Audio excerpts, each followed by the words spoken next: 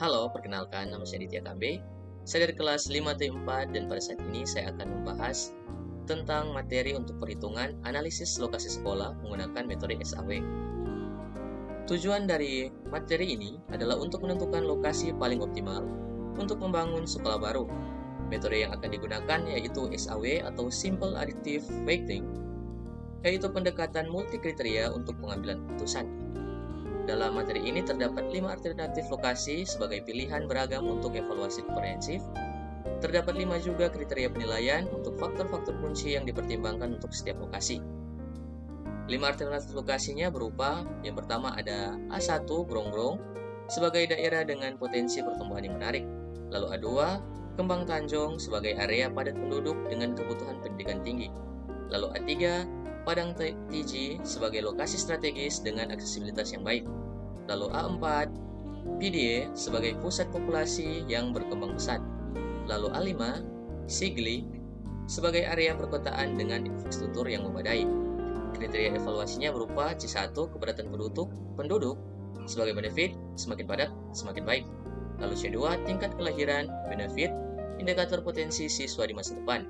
Lalu C3 jarak ke pusat penduduk. Ini juga benefit sebagai kemudahan akses bagi siswa. Lalu C4, jarak ke SD terdekat. Ini juga benefit mengurangi persaingan dan kepadatan siswa. Lalu C5, harga tanah, ini cost, semakin rendah semakin baik. Berikut ini merupakan data nilai awal atau data mentah dari kriteria-kriteria.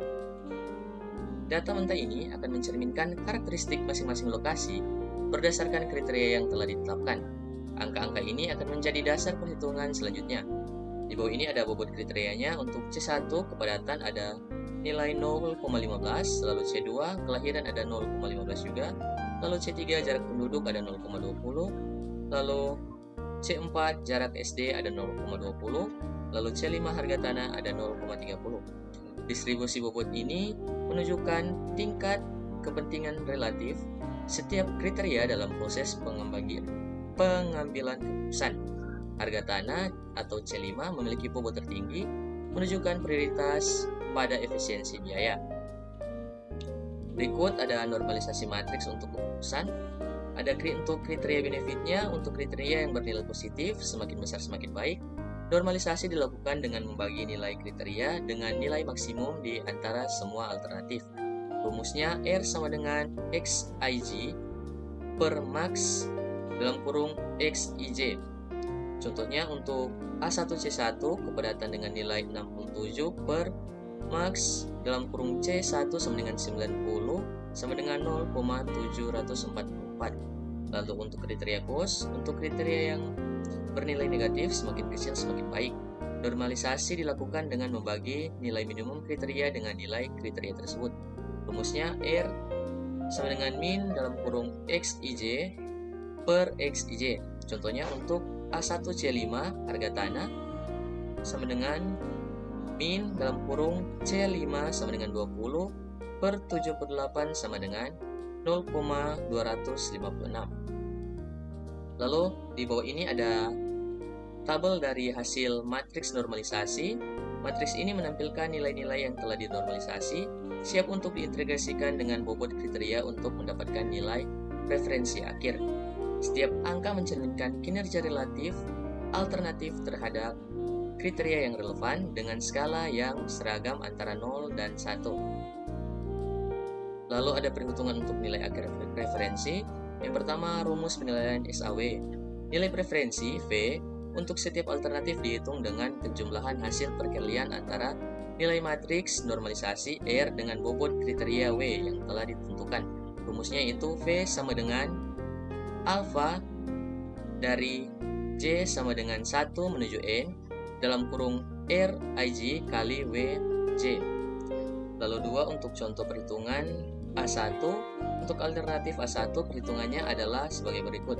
Dalam kurung 0,744 dikali 0,15 tambah dalam kurung 0,629 dikali 0,15 tambah dalam kurung 1000 dikali 0,20 plus dalam kurung 0,859 kali 0,20 plus dalam kurung 0,256 kali 0,30 sama dengan 0,655. Langkah ini mengintegrasikan semua faktor yang relevan untuk memberikan skor tunggal kepada setiap lokasi. Hasil akhir perhitungannya, setelah melakukan perhitungan menggunakan metode SAW, berikut adalah nilai preferensi untuk setiap alternatif lokasi dengan A1 Grongrong mendapatkan nilai 0,6548, lalu A2 Kembang Tanjung dengan nilai 0,5646, lalu A3 Padang Tiji dengan nilai 0,7140, lalu A4 IDY dengan nilai 0,675, lalu A5 Sigili dengan nilai 0,7099. Nilai akhir ini mempresentasikan seberapa baik setiap lokasi memenuhi semua kriteria yang telah ditetapkan dengan mempertimbangkan bobot masing-masing kriteria. Dengan itu tadi, kita mengambil perankingan. Yang pertama dari ranking 1 ada A3 Padang Tiji dengan nilai 0,7140. Lalu disusul dengan nomor 2 A5 untuk Sigili dengan nilai 7099, lalu A4 PDY, lalu disusul oleh A1 Grongrong, dan terakhir A2 Kembang Tanjung. Keputusan akhir yang didapat yaitu lokasi terbaiknya adalah Padang Tiji dengan nilai preferensi tertinggi. Padang Tiji adalah pilihan yang paling direkomendasikan untuk pembangunan sekolah baru.